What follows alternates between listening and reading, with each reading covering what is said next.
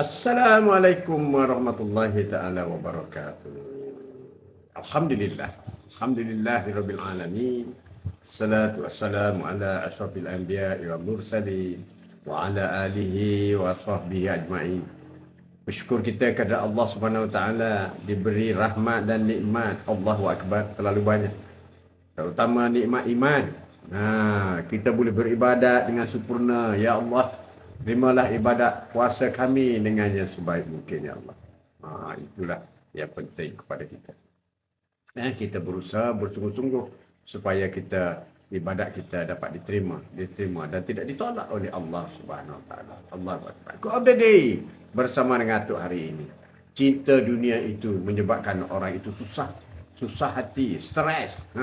Stres, susah cinta dunia. Elakkan cinta kepada dunia. Dunia yang sementara ini tidak boleh diagungkan sehingga melupakan hari kiamat. Mengutamakan dunia semata-mata seolah-olah kita memberi ruang kepada berbagai penyakit. Penyakit-penyakit itu pula kronik, berbahaya. Ia akan memudaratkan kita di akhirat nanti. Di akhirat nanti. Itu yang paling teruk kepada kita. Jadi sifat kita, sifat kasih serta cinta kepada dunia boleh melemahkan jiwa dan fizikal. Bila kasih kepada dunia ini, jiwa kita lemah. Fizikal kita lemah. Letih kejar dunia. Kerja siang malam. Letih. Jiwa mengharapkan harapan kepada manusia. Sebagaimana kata Sayyidina Ali, aku letih dan kecewa apabila aku berharapkan kepada manusia. Itulah cinta dunia.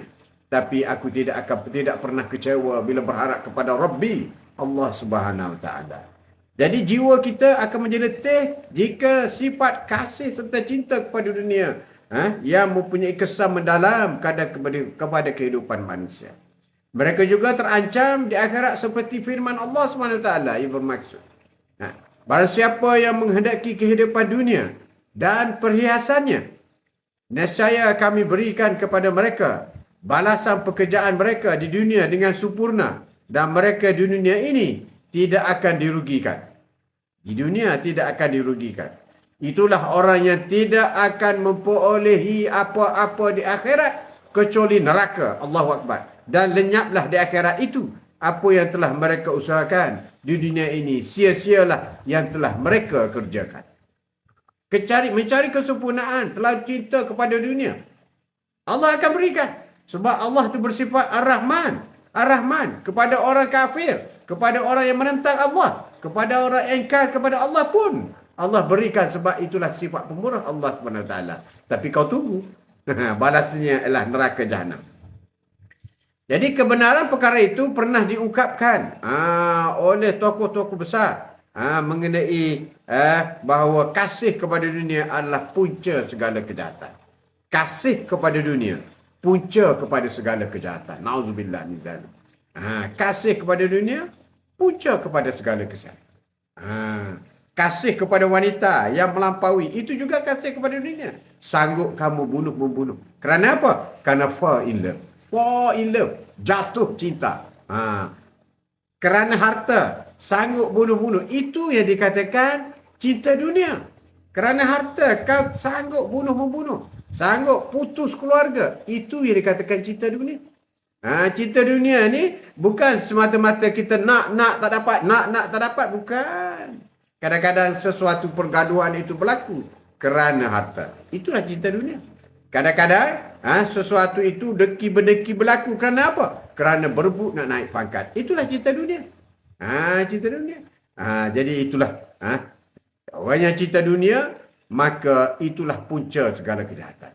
Cinta dunia juga menyebabkan rumah tangga hancur. Isteri, demand, macam-macam. Ataupun suami berusaha bersungguh-sungguh untuk memberi keistimewaan yang luar biasa mengenai dunia kepada keluarga. Sehingga dia sanggup rasuah, tipu dan sebagainya. Allahu Akbar. Itulah yang dikatakan cinta dunia yang boleh membawa kepada kejahatan. Membawa kepada kehancuran. Rumah tangga yang baik, rumah tangga yang hebat, tetapi hancur lebur akibat daripada terlalu cintakan kepada dunia. Cinta dunia juga akan mewujudkan sifat bangga dan angkuh. Cinta dunia Wah, aku sekarang dapat pangkat besar. Aku sekarang ada kuasa. Angkuh, angkuh. Sedangkan kuasa yang sebenar ialah kuasa Allah SWT. Aku sekarang, aku sekarang. Aku sekarang. Itulah yang dikatakan cinta dunia, mewujudkan sifat bangga dan angkuh. Menjadi bangga diri. Busuk hati, hati kotor, hitam legam. Allahu Akbar. Na'udzubillah min zalim. Kata Imam Ahmad, menceritakan daripada Imam Sufyan, Nabi Isa bin Maryam berkata, cinta dunia itu sumber segala kesalahan. Itulah kata Maryam. Cinta dunia itu sumber segala kesalahan. Dan di dalam harta benda terdapat banyak penyakit. Di dalam harta benda itu terdapat banyak penyakit. Penyakit dengki, penyakit khianat. Wow, banyaknya penyakit. Ya, Superior. Assalamualaikum. Waalaikumsalam. Terima kasih kerana sudi mendengar itu. Sahabat bertanya, apa penyakit? Baginda menjawab, orang yang cinta dunia tidak dapat meninggalkan sifat bangga dan angkuh. Sahabat bertanya lagi, jika dia mampu menghindari sifat itu? Nabi Isa menjawab, dia akan sibuk menguruskan, meningkatkan hingga lalai daripada berzikir kepada Allah Subhanahu Wa Taala. Maka lalai daripada zikrullah adalah bahaya yang paling minimum akibat daripada cinta dunia. Lalai, lupa kepada Allah, lupa zikrullah, maka Allah akan melupakan dia. Lupa berarti kata, dalam arti kata akan menerima balasan yang teruk dan berat di akhirat nanti. Allahu Akbar. Itu kata Nabi Isa AS. Boleh juga diertikan maksud sebenarnya kecintaan kepada dunia adalah kecenderungan terhadap perkara yang membabitkan hal keduniaan sehingga menjejaskan hubungan dengan Allah Subhanahu Wa Taala, di mana mereka bergerak dan berusaha akan dipandang dari sudut keuntungan material semata-mata. Orang berniaga kira untung je. Tak ada sifat-sifat kesian belas, sedekah dan sebagainya. Kalau ada pembeli yang miskin datang, tak ada duit, kau pergi caw lah. Ataupun ingin menolong dan membantu orang lain. Lihat aku tolong, apa aku dapat. Itulah cinta dunia.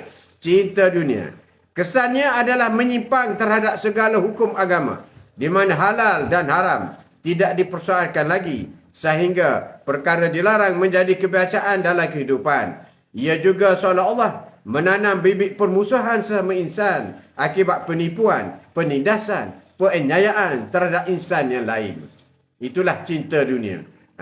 Kejar pangkat, dah dapat pangkat, balas dendam, hasad dan dengki. Untuk dapat pangkat, sanggup menipu, berbohong. Itulah kejar dunia. Sehingga dia lupa penguasaan Allah Subhanahu Wa Taala. Ada pembalasannya di akhirat nanti.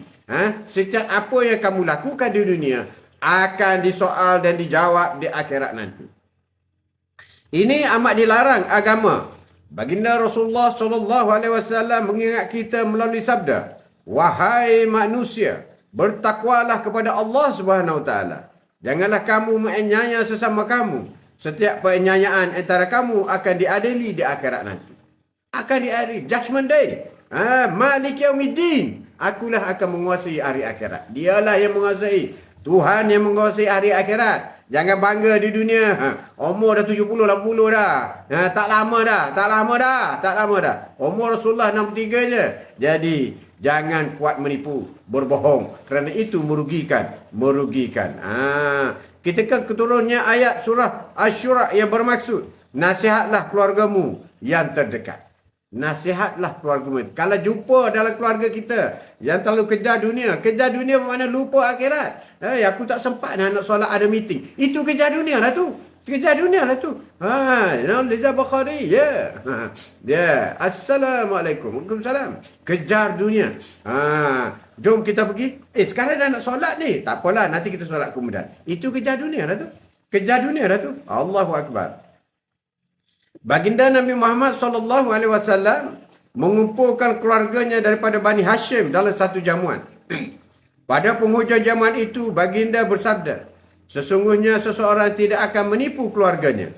Demi Allah, jika semua orang menipu sekalipun, namun aku tidak sekali-kali akan menipu. Begitu juga jika semua menganiaya, aku tidak akan berbuat demikian. Ingatlah bahawa kamu akan mati seperti mana kamu sedang tidur. Kamu akan dibangkitkan seperti kamu bangun dari tidur. Setiap kamu akan diberi ganjaran mengikut apa yang diusahakan. Akhirnya, dua tempat yang menjadi kediaman yang kekal, sama ada di syurga ataupun neraka. Inilah menjadi panduan kepada kita. Supario, Waalaikumsalam. Ya, panduan kepada kita. Kehidupan yang stabil akan menjadikan goyah kerana cinta kepada dunia. Sentiasa memikirkan bagaimana caranya untuk memperbanyakkan, mengumpul harta sehingga mengabaikan tanggungjawab terhadap agama, keluarga dan masyarakat. Cinta dunia. Tak ada kerja lain. Kumpul duit, kumpul harta, kumpul pangkat.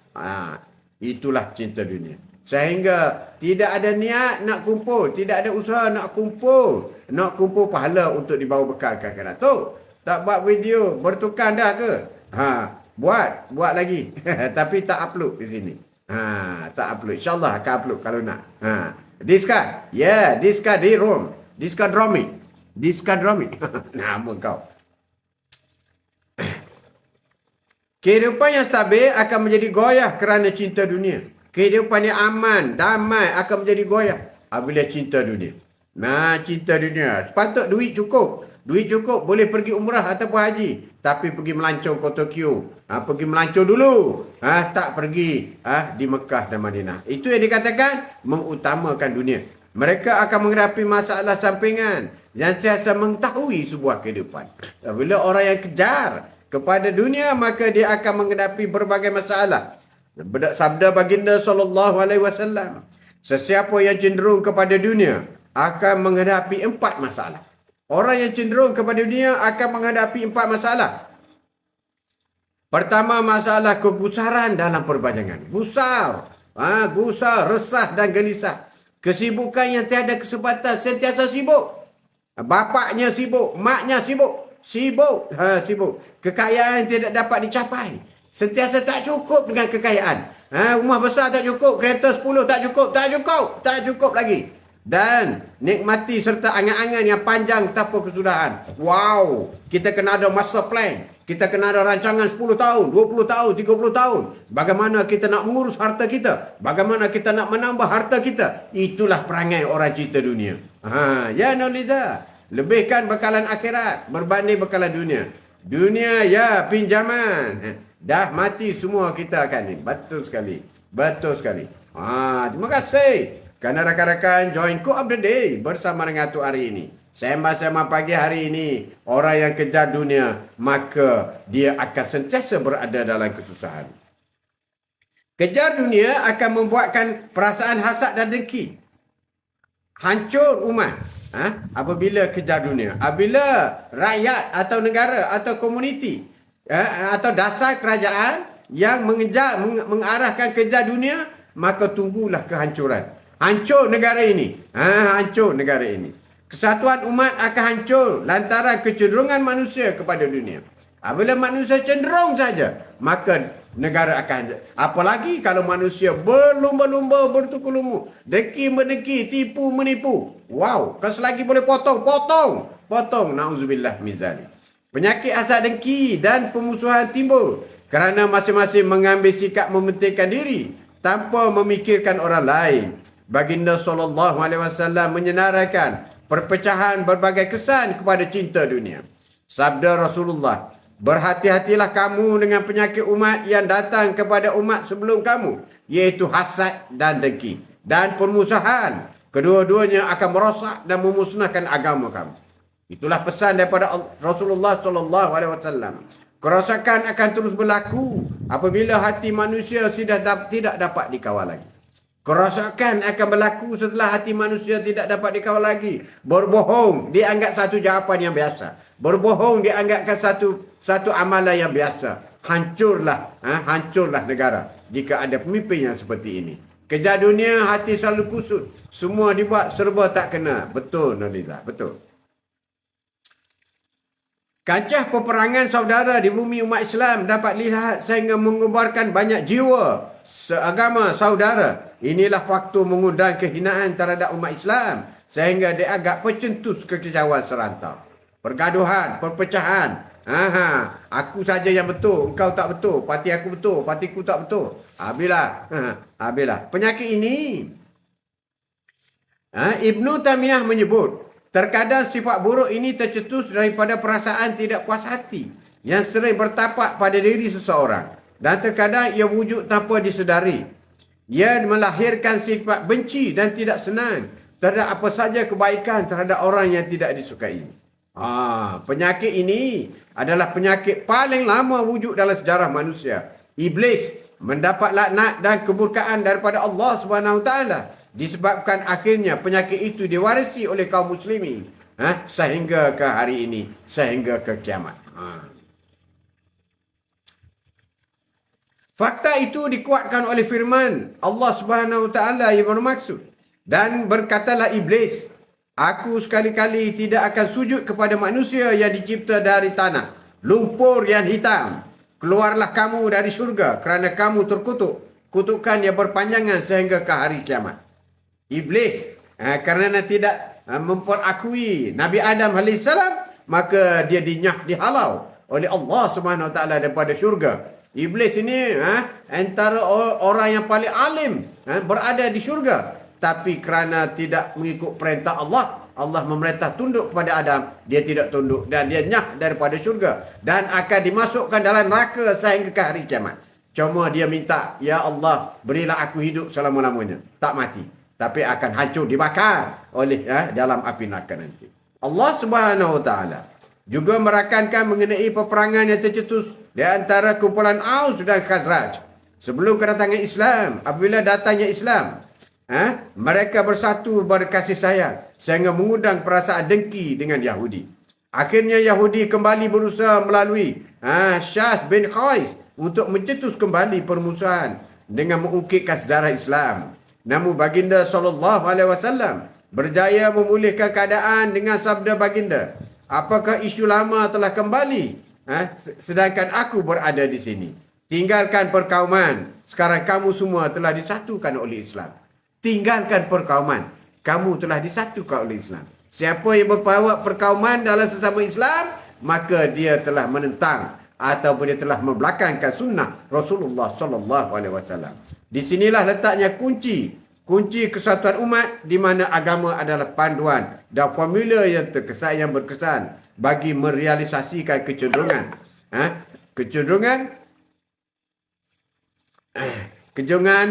di mana agama adalah panduan berkesan merealisasikan kecenderungan masa lampau. Oleh itu hendaklah berhati-hati dengan dunia dan tipu daya kerana akan membawa kepada penyesalan di hari akhirat nanti. Kau update bersama dengan Atuk hari ini. Orang yang cinta dunia, maka sudah semesti hidupnya gundah gulana. Hidupnya tidak sempurna. Tidak sempurna. Orang yang untuk mendapat hidup yang tenang dan bahagia. Bagaimana nak dapat hidup yang tenang dan bahagia? Murah rezeki. Murah rezeki. Tidak cinta dunia, tetapi mereka rendah diri. Rendah diri, tidak bangga diri. Kurang bercakap, let's talk more work. Kurang bercakap. Rasulullah tidak bercakap kepada perkara-perkara yang baik saja. Dan begitu sahabat-sahabat yang lain. Kurang bercakap, sentiasa senyum, always smile. Always smile, senyum. Inilah tabiat, 7 tabiat orang yang tenang dan bahagia. Bantu orang susah. Bantu orang susah. Engkau angkat orang susah. Engkau menyelesaikan masalah orang lain. Satu, engkau seolah-olah kamu memerdekakan dia. Itulah pahala yang paling besar. Sentiasa belajar. Always learn. Setiap perkara yang berlaku. Bangun awal. Tahajud. Itu di antara perkara-perkara yang penting. Perkara-perkara penting dalam kita berusaha untuk mendapatkan tabiat yang baik dalam hidup kita. Knowledge, sentiasa rendah diri. Biarpun kawan kita cakap meninggi diri, kena rendah diri. Pedulikan apa orang cakap. Kita cakap hak kita dulu. Kau update day. Sembang-sembang pagi bersama dengan Atuk hari ini. Tips untuk menjadi orang yang berjaya. Kalau tadi tips untuk menjadi orang yang rendah diri dan bahagia. Rendah diri, kurang bercakap, sentiasa senyum, elak cakap bohong, bantu orang susah, sentiasa belajar, bangun awal. Itu 7 tips untuk menjadi orang yang mengamalkan agar mendapat tenang dan bahagia di dunia ini. Dan tips untuk menjadi orang yang berjaya. Solat awal waktu. Tip bagi orang yang berjaya. InsyaAllah, solat waktu. Wan, ya. Assalamualaikum Ustaz. Apa khabar? No. Panggil Atuk. Bukan Ustaz, Atuk. Waalaikumsalam Wan. Apa khabar Wan? Terima kasih kerana sudi jenguk Atuk. Sila-silalah jenguk Atuk pukul 10 pagi. Setiap hari. 10 lebih lah. Pukul 11 kita berhenti. Pukul 11 boleh. Lebih kurang lah 1 jam, 40 minit ke. Itulah motivasi kita. Tazkirah pagi kita. Tazkirah duha. Sekarang waktu duha. Solat sunat duha jangan lupa. Jangan lupa solat sunat duha. Solat sunat duha. Terima kasih kepada rakan-rakan dan sahabat-sahabat. Daripada Indonesia, Singapura, Malaysia, Thailand, Sawadee Cup, Brunei. Dan rakan-rakan di negara-negara lain. Bangladesh pun ada. Orang Bangladesh ramai cakap Melayu sekarang. Terima kasih banyak. Seronok dengan motivasi itu. Seronok baik. Terima kasih.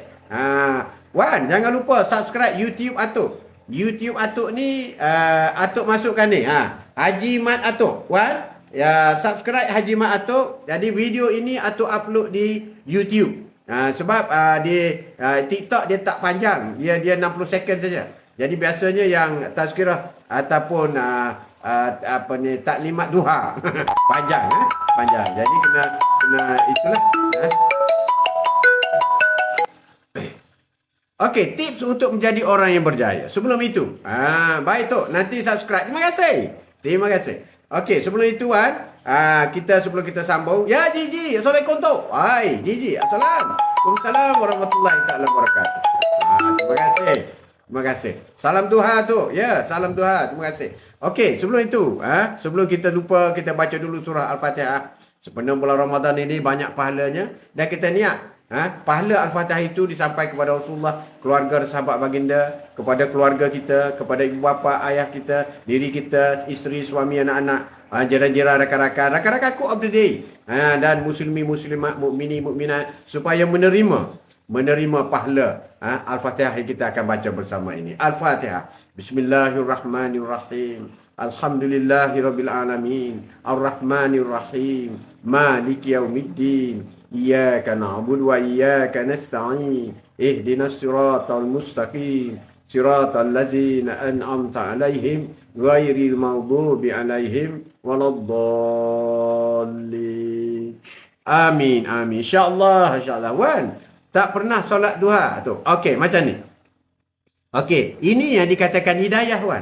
Hidayah ni tak semena-mena kita masuk berjumpa dengan seseorang itu bercerita mengenai satu ibadah yang baik. Itu yang dikatakan hidayah. Jadi apabila menerima hidayah, bagi sahabat dengan Rasulullah dulu, apabila ada wahyu, terus melakukan hidayah. Atau nak bagi cara solat sunat duha. Solat sunat duha ni sama saja dengan solat sunat yang lain. Cuma niatnya sajaku solat sunat duha 2 rakaat kerana Allah Ta'ala. Sajaku solat sunat duha 2 rakaat. Sekarang boleh buat. Lepas ni Wan boleh buat. Dia habis dalam pukul 1, 12.30 pukul 1. Bermula daripada pukul 8 sehingga pukul 1 setiap hari. Itu waktu duha. Sajaku solat sunat duha 2 rakaat kerana Allah Ta'ala. Baca seperti biasa doa Al-Fatihah.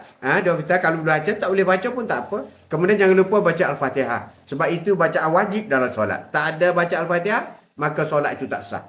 Baca Al-Fatihah dulu, kemudian baca surah-surah lain. Kalau ingat Wadduha, baca Wadduha. Kalau tak ingat An-Nas, ingat Qul Huwallah, baca Qul Huwallah, tak apa. Jadi rakaat pertama Al-Fatihah, kemudian baca Qul Huwallah. Rakaat sujud. Kemudian bangun, tidak balik, takbir semula, Allahu Akbar. Mana baca Al-Fatihah lagi. Lepas baca Al-Fatihah, baca Qul Huwallah pula. Pun boleh. Kemudian rakaat, sujud, kemudian tayat akhir. Assalamualaikum warahmatullahi. Selesai 2 rakaat. Pahalanya besar, Wan. Nanti kita akan sambung mengenai pahalanya. Jadi Atuk berharap, Wan, ini hidayah daripada Allah SWT. Ini rezeki akhirat yang Wan dapat. Jadi Atuk dah sampaikan. Iaitu solatlah sunat duha walaupun 2 rakaat. Pergi ambil wudu, solat sunat duha after this. InsyaAllah. Amin. Macam mana solat duha? Kan Atuk bagi tahu. Dah boleh? Agak-agak boleh faham tak? Sajaku solat sunat duha 2 rakaat kerana Allah Ta'ala. Duha dengan tahajud 2 rakaat iaitu. Duha minimum 2 rakaat. Tahajud minimum 2 rakaat. Tahajud ni malam. Tahajud tak boleh buat siang. Tahajud ni waktu tahajud di antara selepas Isya sehingga sebelum subuh. Itu solat tahajud. Solat duha pukul 8 hingga pukul 12. Itu duha. Jadi solat sunat, walaupun solat sunat tapi dia ada waktu dia. Sebab itu solat sunat ini penting. Ada solat sunat lain yang tak ada waktu. Macam solat sunat taubat, solat sunat hajat, itu tak ada waktu. Tapi solat sunat yang ada waktu ni umpama macam solat wajib lah. Ada waktu zuhur, ada waktu asar. Kita tak boleh solat asar waktu zuhur, tak boleh. Tak boleh solat maghrib waktu isya, tak boleh. Begitu juga duha. Duha tak boleh solat malam, tak boleh. Tahajud. Tahajud tak boleh solat siang, tak boleh. Macam tarawih. Tarawih solat bulan Ramadan, bulan lain tak ada. Tak ada. Jadi tarawih solat malam. Tarawih tak boleh buat siang. Macam tu. Okey Wan, duha buat 2 rakaat dulu. Nanti kita sikit-sikit. Dia paling banyak 12. Tapi buat 2 rakaat, 1 salam. Boleh Wan? Alhamdulillah tu. Terima kasih atas penerangan yang jelas. Coba dulu. Lepas ni ambil wudu, buat 2 rakaat. InsyaAllah. Baca surah pendek pun tak apa. Qul huwallah pun tak apa. Inna a'tainah pun tak apa. Jangan lupa baca Al-Fatihah. Kemudian disusuli dengan surah. Terima kasih Wan. Alhamdulillah. Semoga Allah memberkati Wan. Dan semoga Allah memperkuatkan iman Wan. Untuk terus beribadat dengan Allah Subhanahu Wa Taala. Amin. Solat sunat wuduk macam mana pula? Solat sunat wuduk. Solat sunat wuduk ini, setiap kali lepas ambil wuduk, sebelum bercakap, sebelum melakukan solat-solat lain. Ataupun sebelum membaca Al-Quran. Kalau kata ambil wuduk untuk baca Al-Quran, ada juga. Ada ambil wuduk untuk solat sebelum buat benda lain. Selepas ambil wuduk, terus solat 2 rakaat. Pun sama juga. Saja aku, niatnya. Saja aku solat sunat wuduk 2 rakaat. Kerana Allah Ta'ala. Bacaannya sama. Al-Fatihah, Qul huwallah. Boleh. Solat sunat tahiyatul masjid pun tidak waktu. Betul. Bila masuk masjid, sunat tahiyatul masjid. Betul kan? Betul. Amin ya rabbal alamin. Terima kasih. Jadi bagi nak solat sunatul tahiyyah masjid, you kena pergi masjid. You tak boleh solat di rumah. Itu makna bersebab. Solat sunat yang bersebab. Macam solat duha ada masanya. Kalau solat apa ni, solat taubat apa semua tak ada benda, tak ada masa maksudnya. Amin ya rabbal alamin. Terima kasih tu. Amin Wan. Insya-Allah semoga menjadi rakan atuk yang baik. Insya-Allah selalu boleh masuk, boleh tanya mengenai basic-basic. Atuk ni bukanlah ustaz pandai sangat, tapi bolehlah membimbing anak cucu atuk. Supaya jangan tinggal solat-solat wajib dan solat-solat sunat. Okey, atuk nak sambung sedikit lagi, iaitu tips untuk menjadi orang yang berjaya. Pertama sekali, solat awal waktu. Ada orang kata, dia berjaya tak pernah solat pun. Jangan keliru. Orang yang berjaya di dunia, jangan keliru. Yang berjaya di sini ialah berjaya untuk akhirat. Kalau berjaya di dunia, belum tentu. Sebab ada orang yang memang dinyah oleh Allah SWT. Kau nak kaya, kau pergi kaya. Tapi akhirnya kau akan masuk neraka. Itu panjang cerita lah. Itu panjang cerita. Itu yang dikatakan istidraj. Orang yang dibenci oleh Allah tapi dia usaha Allah tak memberi kekayaan kepada dia. Solat awal waktu. Amal sedekah setiap hari. Buat baik dengan mak dan ayah. Ini penting. Buat baik dengan mak dan ayah. Doakan orang sekeliling walaupun orang tidak tahu. Tadi kita dah doa dah. Kita dah sedekah pahala Al-Fatihah kepada muslimin, muslimat, mukminin dan mukminat, kepada rakan-rakan co of the day. Kita dah niat dah. Mereka dah terima insya-Allah. Solat duha setiap hari. Ini untuk menjadi orang yang berjaya. Solat duha. Wan, tadi dah ajar solat duha. Baca Al-Quran setiap hari. Ada ramai orang keliru. Tok, saya tak boleh baca Al-Quran. Qul huwallah boleh? Boleh? Bacalah Al-Quran tu. Itulah Al-Quran. Ingat kat Qul huwallah tu apa? Qul huwallah itu Al-Quran. Tok, macam apa? Nak pergi YouTube Haji Mat Atok. Ni. Haji Mat Atok. YouTube Haji Mat Atok. Bolehlah. Dengar tengok di sana. Bila masa free Haji Mat Atok. Boleh Haji Mat Atok. Baca Al-Quran setiap hari. Tak boleh baca 30 juz. Baca yang kau ingat. Kalau kau ingat Qul huwallah, kau bacalah Qul huwallah dalam puasa ni. Baca saja, kau jangan berhenti. Baca Al-Quran dah tu. Baca Quran ni. Kenapa tak baca Al-Quran? Saya Al-Baqarah tak ingat, ini tak ingat. Saya tak pandai. Qul huwallah boleh? Boleh. Al-Quran dah tu. Okay, thank you. Al-Quran dah tu. Jadi baca Qul huwallah sentiasa. Masuk syurga orang baca Qul huwallah ni. Jadi solat taubat setiap malam. Pintu taubat terbuka sentiasa. Lebih-lebih lagi, pintu syurga terbuka. Semua pintu syurga terbuka. Pintu neraka tertutup bulan Ramadan. Maka banyaklah solat taubat. Maafkan orang sekeliling. Always give. Always forgive. Always forgive orang sekeliling kita. Jangan kira lah dia naya kita ke, zalim kita ke, kita tawakal, kita serah kepada Allah Subhanahu Wa Taala. Saya tak pandai baca Quran, tak tahu nak menuntut dengan siapa. Baca Al-Quran, buka YouTube. YouTube, you bermula dengan Al-Fatihah. Biar mahir baca Al-Fatihah. Ikut dulu, paling mudah Wan. Paling mudah. Buka YouTube, tarik Al-Fatihah. Ikut dia baca. Kemudian Qul Huwallah. Qul Huwallah ikut dia baca. Mulakan 2 ayat ni dulu. Jangan pergi banyak lagi. Untuk solat saja. 2 ayat ini, Wan belajar untuk solat. Al-Fatihah dengan Qul Huwallah. Cukup dah. Dah cukup. Solat sempurna dah tu. Solat dah sempurna Wan. You don't worry. Jangan susah nak hafalkan semua. Sahabat Rasulullah pun tak hafal semua 30 juzuk. Ada sahabat Rasulullah tak hafal semua. Tapi dia boleh baca lah. Mereka orang Arab kan. Begitu. Jadi kita tak hafal semua. Biasalah. Biasa kita. Tapi Wan pergi YouTube belajar 2 saja. Al-Fatihah, surah Al-Fatihah dengan Qul Huwallah. Iaitu surah Al-Ikhlas. Belajar 2 ni. Untuk apa? Untuk solat wajib dan solat sunat. Maafkan orang sekeliling, mudahkan urusan orang lain, selalu membantu urusan orang lain. Selalu membantu dan istighfar, selalu istighfar. Astaghfirullahalazim, astaghfirullahalazim. Jadi cukuplah untuk hari ini. Terima kasih banyak. Kerana sudi bersama dengan Atuk. Wan, insya-Allah ada apa-apa besok boleh masuk lagi. Besok masuk lagi dan kita buat berbicara. Wan hanya hafal Al-Fatihah dengan Qul Huwallah saja. Cukup dah untuk solat.